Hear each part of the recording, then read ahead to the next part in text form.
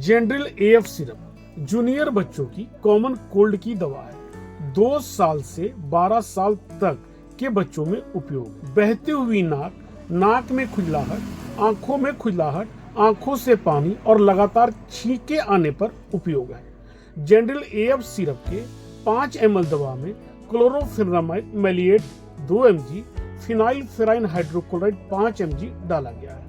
Common cold के symptoms होने पर इसे देना है बच्चों को एज और वेट के अकॉर्डिंग डॉक्टर की सलाह से। Thank you so much.